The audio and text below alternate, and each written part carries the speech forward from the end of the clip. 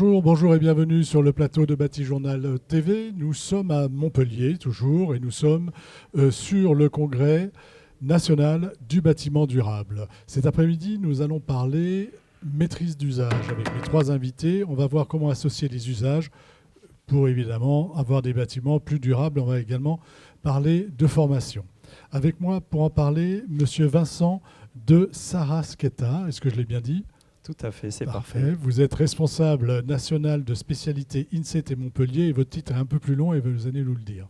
Tout à fait, je suis responsable national de spécialité, donc je conçois de la formation pour le CNFPT dans la thématique architecture bâtiment. C'est pour ça que je suis ici aujourd'hui. Voilà. Et l'INSET Montpellier, qu'est-ce que c'est ? L'INSET, c'est un des instituts du CNFPT.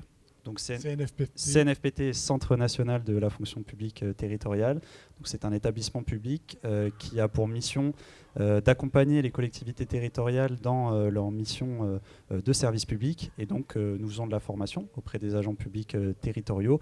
Et nous formons à peu près, en 2022, nous avons formé plus de 800 000 agents. Et donc voilà, donc moi je suis sur les formations architecture bâtiment. Voilà, et donc vous vous intéressez à la maîtrise d'usage. Tout à fait. À côté de vous, Dorian Lidvin, bonjour. Bonjour. Dorian, vous êtes accompagnateur, chercheur et formateur en maîtrise d'usage, tout simplement. C'est ça. Et c'est votre propre entreprise, c'est vous-même qui êtes... c'est votre entreprise éponyme, c'est ça ? C'est ça, ISEA, ouais, ma marque est ISEA. Et je suis donc consultant en maîtrise d'usage et également, comme vous dites, formateur et je fais de la recherche-action aussi. Et donc, à côté de vous, Madame Dominique de Valicourt, bonjour. Bonjour. Dominique, vous êtes architecte AMO et vous êtes gérante de IMBE.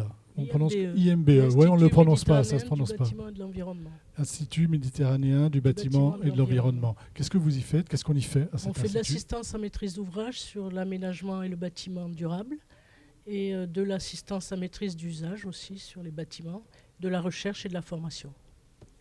Alors on va pour poser le débat, il faut savoir de quoi on parle. La maîtrise d'usage, qu'est-ce que c'est ? Alors, tout d'abord préciser que je ne suis pas l'expert du sujet maîtrise d'usage. Hein. Je conçois des formations et pour ce faire, je m'accompagne d'experts ici présents sur le sujet maîtrise d'usage. Donc moi, je dirais que la maîtrise d'usage, c'est, et vous me corrigerez si je me trompe, c'est une démarche qui vise à intégrer pleinement les usagers dans des projets, hein, et en l'occurrence dans des projets de construction, les mettre au cœur de ces projets, au même titre que la maîtrise d'ouvrage, la maîtrise d'œuvre, et ce dans deux objectifs, à la fois d'avoir des bâtiments qui répondent pleinement aux besoins des usagers, donc partir des besoins pour construire les bâtiments derrière. Et puis un deuxième objectif qui est que les usagers, une fois que le bâtiment est terminé, puissent s'approprier pleinement ce bâtiment, donc il y a un accompagnement derrière, et donc en termes de performance énergétique, par exemple, qu'on atteigne pleinement, il y a la technique, mais il y a aussi les usages qui vont permettre de pousser le curseur au maximum dans l'usage du bâtiment pour atteindre la performance souhaitée sur un bâtiment. Dorian, vous êtes d'accord avec cette définition ? Oui, tout à fait. Est-ce que vous voulez ajouter quelque chose ? Et je crois que vous voulez aussi faire un petit focus sur les collectivités. Oui, alors tout à fait. Ce que dit Vincent est tout à fait juste. Il y a aussi une dimension de dynamique collective qui est à construire et qu'il est intéressant de souligner parce que la maîtrise d'usage a un volet qui est technique, c'est-à-dire comment on va accompagner la prise en compte des usages des usagers, comme on l'a dit, utilisateurs, évidemment, comment on l'intègre pleinement dans le projet, mais il y a également cette dynamique qui se crée autour des usagers et en concertation avec les acteurs de la construction. Ce n'est pas simplement les usagers qui sont les sujets de cette démarche.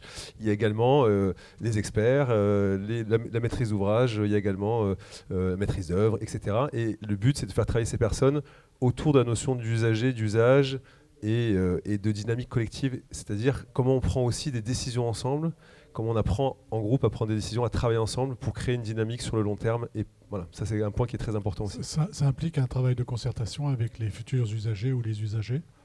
Oui, alors faut qu'on s'entende sur ce qu'on entend par concertation, c'est que le terme est délicat, comme d'ailleurs le terme AMU peut être assez interprété, on va dire. Mais La concertation, il ne faut pas l'entendre simplement comme de la consultation. Ce n'est pas seulement de demander aux usagers leur avis, et pas seulement les considérer comme étant des sources d'information, c'est les intégrer dans le projet pleinement, les associer. Et du coup, il y a un travail qui est fait avec les acteurs de la construction et avec les experts pour qu'il y ait un transfert aussi, un échange de compétences, de pratiques, de sémantique, de vocabulaire. Il y a un changement de culture aussi qui doit se faire pour que les experts aient davantage le goût et le temps de prendre en compte les usagers et leur sémantique, leur façon de parler, c'est-à-dire qui ne sont pas experts, qui sont des non-sachants, et vice-versa. C'est vraiment ce croisement de compétences et aussi de culture qui est important dans la maîtrise d'usage, et pas seulement l'aspect technique aussi qui est souvent mis en avant. Il n'y a pas que la technique, Ouais, c'est un tout. Les deux sont importants pour que ça fonctionne bien, en fait, selon nous. De votre point de vue, on a répondu à la question de ce que c'est que la maîtrise d'usage. L'objectif, c'est au final que le bâtiment fonctionne bien et que les usagers soient bien dans ce bâtiment. Donc c'est pour ça que plus on travaille en amont avec eux, mieux on réussit ce challenge. C'est quelque chose de nouveau, de s'intéresser à l'usage des bâtiments. J'en entends beaucoup. Je dis ça parce que j'ai fait toute une série d'émissions là depuis, d'interviews pendant 2 jours, et j'en entends beaucoup parler. J'en ai entendu beaucoup parler à d'autres conférences cette année, mais j'ai l'impression qu'avant, j'en entendais beaucoup moins parler. Donc, est-ce que, mais c'est peut-être qu'une impression, hein, est-ce que c'est quelque chose de nouveau? Est-ce qu'on s'y intéresse en gros davantage? Alors moi je dirais que c'est pas quelque chose de nouveau, mais c'est quelque chose qui, je pense, monte en puissance ces dernières années, aussi avec la crise énergétique qui a eu très récemment et qui a mis en avant toutes les questions de sobriété et donc des usages des bâtiments en matière de sobriété. Moi, je le remarque dans mon métier, c'est quelque chose dont j'entends beaucoup parler en ce moment. Voilà, je dialogue beaucoup avec les collectivités territoriales. C'est un sujet qui est montant. On a organisé déjà aussi des événements sur le sujet qui ont permis de prendre la tendance et de voir l'attractivité. C'est des événements qui ont bien marché, qui ont attiré du monde. Donc, non, ce n'est pas nouveau, mais il y a clairement une tendance. Une tendance à s'y intéresser davantage qu'auparavant, on est d'accord. Vous avez monté une formation, on en parlera à la fin de notre échange, parce que ce que je voudrais voir maintenant avec vous, Dominique, et avec vous aussi, c'est un peu le retour d'expérience. Donc on va se déplacer, on va monter dans l'Aveyron, on est toujours en Occitanie, et on va aller d'abord dans le Larzac, à la Cavalerie. Expliquez-nous quel est ce projet et comment tous les deux vous y êtes intervenus. Alors, c'est un projet sur lequel on est intervenu tous les deux avec Dominique. Donc, c'est un collège et un gymnase qui ont été construits en neuf. Donc, c'est des bâtiments qui n'existaient pas et qui avaient pour but d'être des projets très qualitatifs. Donc, des bâtiments très qualitatifs avec beaucoup de propriétés, et notamment donc, qui étaient des bâtiments durables Occitanie, dans la démarche bâtiments durables Occitanie. Et également la prise en compte des usagers et l'intégration des usagers qui était aussi un volet important du projet. Donc, avec Dominique, on a Dominique qui travaillait aussi sur d'autres volets de ce projet. À deux, on a assuré cette mission de maîtrise d'usage, on a assisté cette maîtrise d'usage, et on est arrivé en phase, on appelle ça phase conception. C'est une phase où déjà l'architecte était déjà sélectionné, et on est arrivé sur l'avant-projet sommaire, donc une étape de projet, et on a commencé à travailler avec les usagers, divers usagers, mais aussi l'éducation nationale, et aussi les bureaux d'études qui étaient présents, pour essayer d'améliorer le projet tel qu'il avait été conçu déjà, et apporter des améliorations à ce projet-là sur base de plans, avec plusieurs ateliers tout le long de la conception. Dominique, expliquez-nous comment vous avez travaillé. Comment on travaille. Comment Excusez-moi, Dorian, je veux toujours vous appeler Florian, je suis désolé. Dorian vient de nous expliquer un petit peu comment vous étiez arrivé. Maintenant, comment vous avez travaillé et comment vraiment très concrètement ce que vous avez fait. Alors concrètement, on a organisé des ateliers, donc avec différents usagers selon le projet, c'est-à-dire qu'on a un gymnase, donc pour le gymnase, on avait des associations sportives qui sont venues pour travailler sur les plans du gymnase en phase avant-projet sommaire, comme disait Dorian. Et après, sur le collège, on a eu différents groupes d'usagers, les enseignants, la partie administrative, la partie agent du département pour l'entretien maintenance et la restauration. Et enfin, on a eu pour la première fois de ma vie, il était temps, des enfants, c'est-à-dire des collégiens. On a eu droit à 41 collégiens ou 42 collégiens. C'était le conseil général départemental des jeunes de l'Aveyron. Et on a pu travailler avec eux pendant une après-midi entière sur les plans. Et ils ont apporté vraiment des idées. Alors après, évidemment, il y a toute une partie de sélection de ces idées, puisqu'on ne peut pas tout prendre, hein. Donc il y a un travail avec le maître d'ouvrage sur ces idées, à la fois sur l'aspect juridique, est-ce qu'on peut le faire, l'aspect technique, est-ce qu'on peut le faire, l'aspect financier aussi, est-ce qu'on peut le payer. Mais ça a été fait en arbitrage avec le maître d'ouvrage et la maîtrise d'œuvre. Et après, on a pu restituer ça aux usagers et continuer à chaque phase du projet. D'accord. Donnez-nous un exemple justement des remontées des élèves, quelque chose qui a été pris en compte par rapport à ce qu'ils vous ont demandé. Par exemple, on a aménagé le foyer tel qu'ils le souhaitaient, c'est-à-dire qu'on a pris la maîtrise d'œuvre a pris en compte leurs avis sur l'aménagement du foyer, sur la cour ouais. Quel était leur aussi. avis? Qu'est-ce qu'ils voulaient? Des espaces, notamment avoir des espaces variés pour pouvoir par moment s'allonger, pour pouvoir s'asseoir, pour avoir des espaces de diverses formes, pas seulement des chaises et des tables, mais avoir des espaces pour des activités diverses déjà dans le foyer, et puis avoir des jeux pour avoir dans la cour il y avait alors ils ont eu des demandes qui n'étaient pas forcément toujours possibles. C'est la fontaine à eau, ils voulaient un poulailler, la fontaine à eau. Ça n'a pas été possible. Aussi au niveau du sol, le type de sol qui a été discuté. Alors bon, c'était des ateliers qui ont eu il y a 2 ans, donc désolé si on n'a pas tous les détails. Non, mais c'est pas grave, c'est pour juste avoir une idée de ce que peuvent être les demandes et comment vous pouvez les restituer. Alors il y a un travail d'arbitrage, comme on vient de dire, c'est pas juste les demandes qui sont accumulées. Oui. C'est-à-dire qu'on ne va pas prendre la liste des demandes, c'est pas la liste de mes envies. C'est pas une liste du Père Noël, comme on dit, c'est voilà, ça. C'est qu'il est demandé aussi après aux enfants, aux jeunes dans ce cas-là, de réfléchir à des choses qui sont pas réalistes, parce qu'il ne faut pas casser non plus l'imaginaire et la créativité, mais il faut pouvoir aussi des fois prioriser par exemple les propositions. On leur fait travailler, aller plus loin aussi, à aller vers une priorisation par exemple de classement. Voilà, je vais demander encore de faire appel un petit peu à votre mémoire. Les professeurs, qu'est-ce qu'ils demandaient et comment on y a répondu? On a modifié l'aménagement du CDI, donc du centre de documentation et d'information. L'accès aussi à la salle informatique au CDI, c'est en fonction de leurs demandes. Et puis on a beaucoup travaillé sur les salles spécifiques comme les salles de musique, les salles de dessin avec les professeurs et les salles techniques aussi pour qu'ils aient des aménagements adaptés puisque ça évolue beaucoup et qu'on puisse répondre à leurs demandes du moment. Et je précise quand même que l'architecte qui était sélectionné sur ce projet était... On peut dire son nom? Je ne sais pas si vous vous en souvenez. Oui, bien sûr. BPA, bien sûr. De Montpellier. Sont des spécialistes des collèges notamment, de la conception de collèges. Et il y a eu quand même un apport assez substantif quand même par le fait que ces usagers sont experts de l'usage et qu'ils ont un apport à faire. Nous, notre travail à nous, il n'est pas... moi, je ne me considère pas comme étant expert de l'usage. Je n'ai pas de connaissances comme peut avoir par exemple, un ergonome, un programmiste, un architecte aussi. Mais par contre, travailler à les faire remonter cette information, ces données-là, qui vont qui vont être intégrés dans le projet. Pas tout, on l'a dit. Il y a des arbitrages qui sont faits, mais il y a eu en tout cas pas mal de salles qui ont bien évolué quand même par rapport au projet d'origine. Ouais. Ce projet, vous m'avez dit il y a 2 ans. Est-ce que vous y êtes retourné? Est-ce que vous avez rediscuté avec les différents acteurs pour savoir si justement on avait bien intégré ce qu'ils souhaitaient et si on ne l'a pas fait, est-ce que vous leur avez expliqué? Il y a eu la première rentrée scolaire au mois de septembre. Et là, on va continuer avec eux sur un guide de l'usager pour travailler avec les usagers pour réaliser ce guide et pouvoir justement qu'ils continuent à s'approprier le bâtiment et à travailler sur ce guide ensemble. Oui, et aussi il y a une visite qui a été réalisée. Excusez-moi, ça fait partie de la mission. Hein. Ouais. Tout à fait. Là, on essaie de travailler à toutes les étapes du projet, de rentrer le plus tôt possible.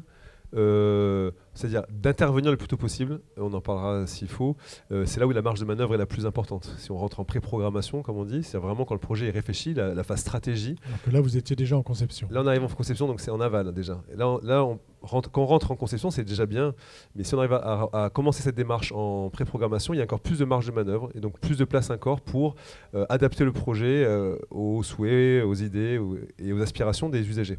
Et là, on a fait après, donc en phase travaux, donc là, après la phase conception, il y a une phase travaux, et là, on a réalisé une visite sur site qui était encore en travaux, le plus possible, où on peut encore voir des parties en travaux, les gaines techniques, si on peut toucher les matériaux et avec les enfants, aller faire jouer sur la matérialité, jouer sur les espaces, comprendre les équipements, les futurs équipements, pourquoi il y a une ventilation, pourquoi il y a une aération, pourquoi il y a et les questions aussi de confort visuel, de confort. Voilà. Donc on a travaillé tout ça en visite qu'on appelle visite interactive. Surtout qu'on a la chance d'avoir une école primaire à côté et les élèves de l'école primaire iront au collège. Donc on avait les futurs petits usagers qui étaient à côté et qui ont fait ces visites. D'accord. Donc là, un vrai travail sur l'usage et on voit bien que c'est sur que ça comprend tout le spectre. Jusqu'en exploitation. Ouais. Vous vouliez réagir? Oui, simplement réagir sur le guide d'usager pour bien appuyer sur la notion de maîtrise d'usage. On en parlait tout à l'heure, les mots sont importants. Et alors, si je ne me trompe pas, hein, on va plus loin que de la consultation ou de la concertation sur ce guide. Le but, c'est de co-construire ce guide ensemble avec les usagers et donc de vraiment prendre en considération à la base les demandes des usagers et de ensuite construire le guide à plusieurs voies. C'est ça. Et de pouvoir avoir aussi une question aussi de format qui est appropriable par les usagers, qui sont les collégiens, les professeurs, le personnel administratif, tous ceux qui sont, et également aussi des utilisateurs qui passent dans le bâtiment et qui ne restent pas très longtemps, comme agents d'entretien, agents de restauration, etc. Et donc ce guide-là doit être compréhensible et d'avoir divers niveaux de lecture, du plus simple au plus précis, pour ceux qui apprécient et qui aiment la technique. Et il faut le construire. On propose de construire avec les usagers pour que les usagers qui vont participer s'approprient ce guide, qui sera un guide d'utilisation, mais à la fois aussi pour comprendre la qualité du bâtiment, pour pouvoir après laisser une trace aussi aux prochains usagers, parce que c'est bien beau de travailler avec les usagers actuels, oui, mais ce ne seront pas les usagers c'est plus plus eux sûrs. qui vont rester, il va y avoir des évolutions aussi éventuellement dans les usages. En plus, tout à C'est fait. ce qui est difficile d'ailleurs dans la démarche, c'est de pouvoir justement le transmettre après aux futurs usagers dans le temps. Et ça, Dominique, nous partons au groupe scolaire Bellevue. Et là, c'est pareil, vous êtes intervenu en maîtrise d'usage. Expliquez-nous quelle était la demande et comment elle est arrivée. Alors là, il s'agit d'un groupe scolaire intercommunal de 4 communes, Aguessac, Poy, Verrières et Compère, des communes de l'Aveyron, des petites communes, qui ont réalisé ce groupe scolaire après 10 ans de travail en commun pour essayer de faire sortir ce projet de terre. Et donc là, je n'avais pas de mission de maîtrise d'usage, mais une mission d'assistance à maîtrise d'ouvrage et d'accompagnement BDM, Bâtiment Durable Occitanie.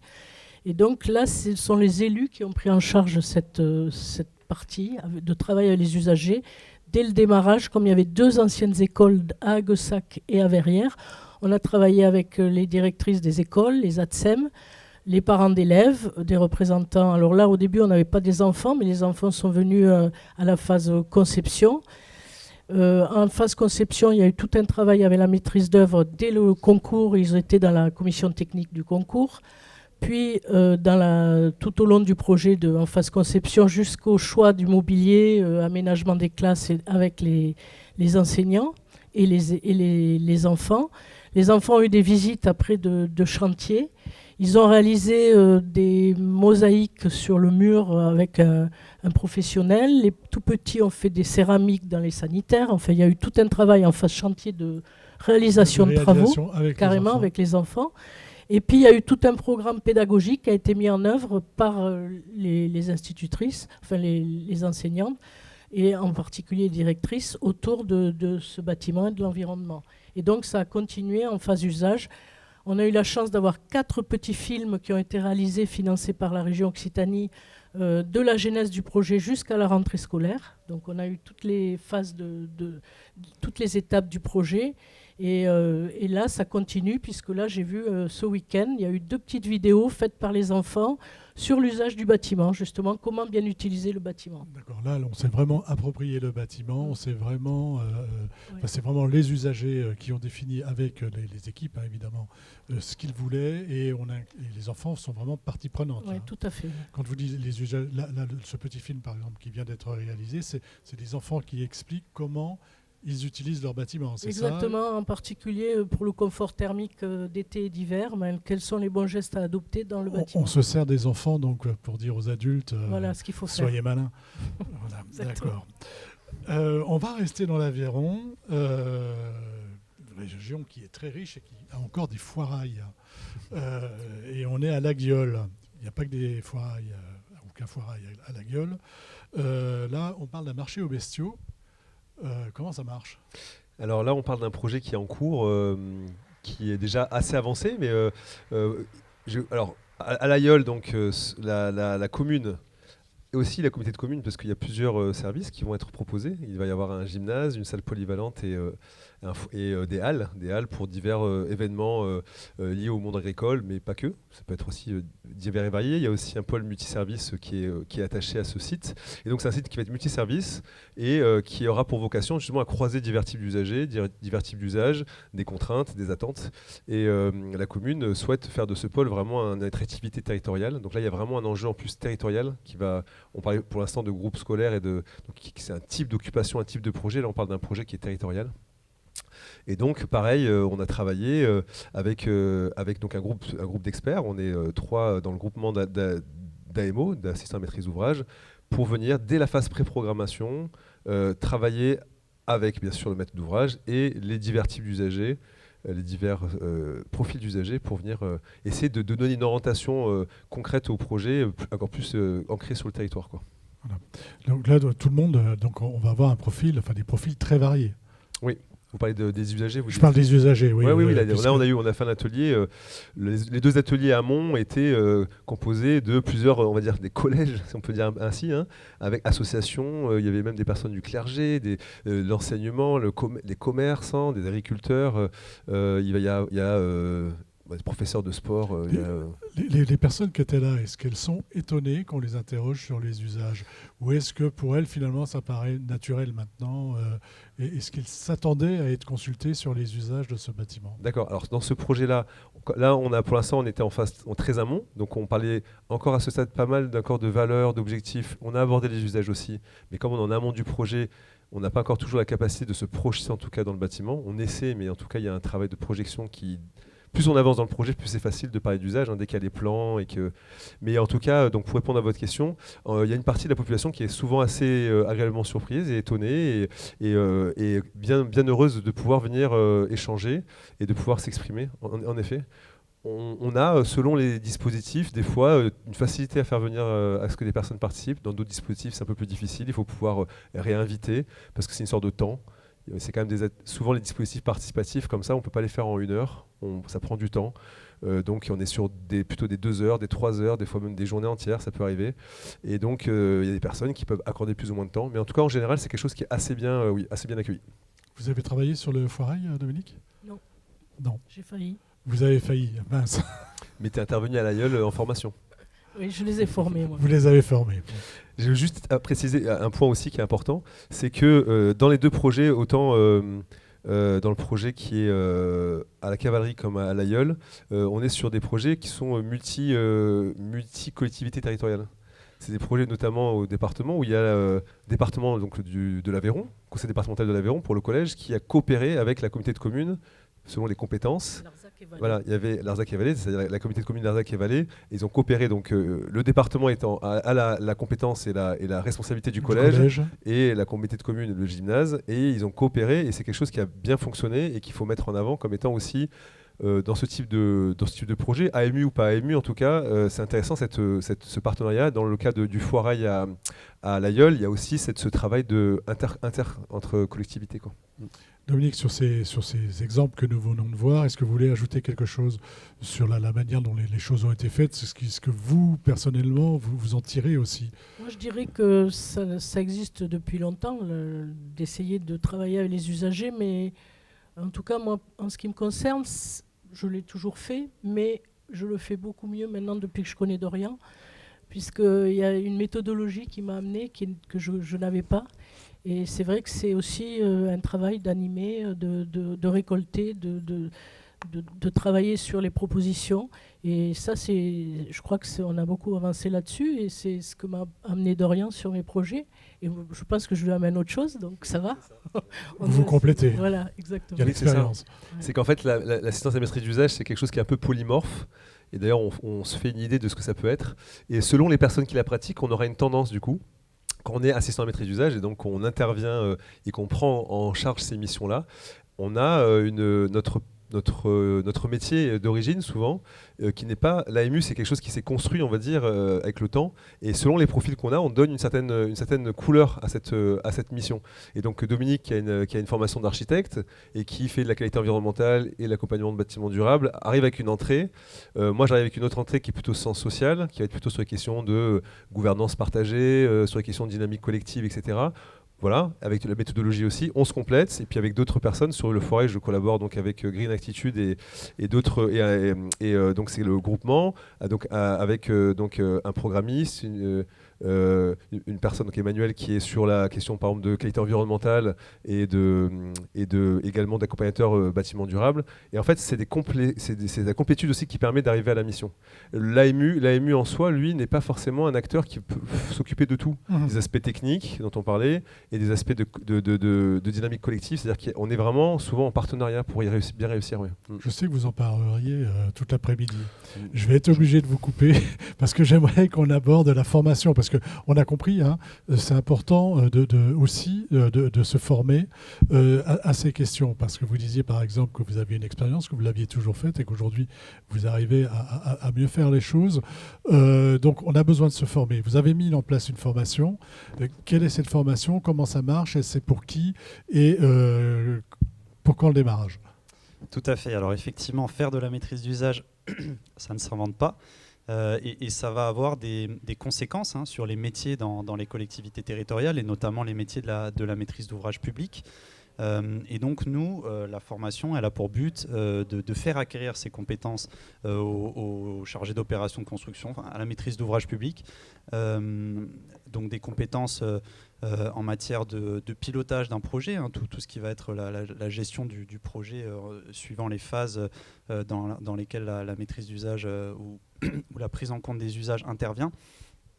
Donc ça va être du pilotage, ça va être aussi les questions budgétaires, parce que ça peut avoir un coût de s'intéresser aux usages, mais si on pense, il y a le coût à court terme et puis le coût global, et penser moyen-long terme, qu'est-ce que ça va nous faire gagner. Donc voilà, c'est un peu toutes ces choses-là qu'on va aborder. C'est aussi forcément la démarche, la méthodologie dont parlait Dominique. Comment on recueille les usages, tout ce qui a été expliqué dans les deux témoignages. Donc c'est ces éléments-là que vont aborder la formation proposée par le CNFPT. Donc c'est une formation qui dure 2 jours et donc qui permet d'acquérir ces compétences-là. Elle aura lieu les 26 et 27 mars, j'avais noté. Voilà, je vous remercie. Et voilà, donc on invite les maîtres d'ouvrage, les collectivités territoriales qui sont intéressées à s'y inscrire et à venir découvrir cette démarche avec nos merveilleux intervenants. Voilà, parce que c'est vous deux qui ferez la formation. On a vraiment fait un bon tour d'horizon. Je suis vraiment merci pour les exemples que vous nous avez donnés. On a bien vu comment vous travaillez. Vous avez chacun 30 secondes pour une petite conclusion. On commence par vous. On va le faire dans l'ordre comme ça. Oui, eh bien, pour conclure, dire que c'est un sujet qui monte, qu'il y a encore du travail à faire, mais qu'il y a un réel intérêt à le faire. Certes, ça va demander un peu de travail, ça peut demander un coût, mais comme je viens de le dire, penser coût global. J'invite vraiment les collectivités à s'intéresser à ce sujet-là, elles le font déjà, et à venir au CNFPT pour se former. Voilà, formez-vous. Dorian. Pour ma part, je dirais dans le même sens, c'est que je pense qu'il est essentiel que les maîtres d'ouvrage et tous les acteurs de la construction soient sensibilisés à cette démarche-là. Je trouve que c'est important pour qu'on puisse travailler en bonne entente et que peut-être les maîtres d'ouvrage peuvent aussi réaliser une partie de la démarche, comme ça a été le cas à Guessac. C'est les élus ont pris en main vraiment cette démarche qui a été initiée, accompagnée au début par Dominique. Et donc ça, c'est important. Et cette formation-là, si les acteurs, tels que les maîtres d'ouvrage, chargés de mission, chargés d'opération, viennent dans cette formation, ils vont être beaucoup plus, ce type de formation, on va dire, ils vont être plus alertes, beaucoup plus en capacité de comprendre et de pouvoir piloter ce type de mission. Et donc, que ces démarches-là de qualité, parce qu'il faut que ces démarches soient de qualité, que ce ne soit pas du participatif que pour du participatif, soient de plus en plus souvent réalisées. Donc venez à la formation et d'autres formations qui peuvent avoir lieu sur le sujet en tout cas. Ouais. Ailleurs. Vous avez le mot de la fin. C'est pas le plus facile, mais en tout cas, moi je pense que avec cette formation, on va gagner du temps, parce qu'on a passé beaucoup de temps avec Dorian à convaincre les maîtres d'ouvrage aussi sur nos missions, parce que c'est pas évident et c'est un peu nouveau pour eux justement. Donc s'ils sont formés, je pense que ça viendra naturellement et on perdra moins de temps et on fera vraiment dans le concret et on pourra avancer. On pourra avancer plus vite. Voilà.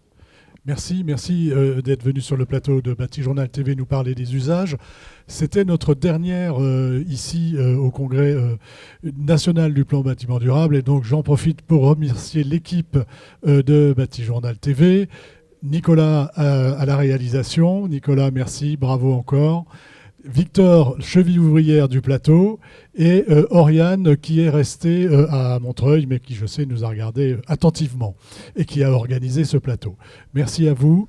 Merci et beaucoup. À retrouver Merci donc beaucoup.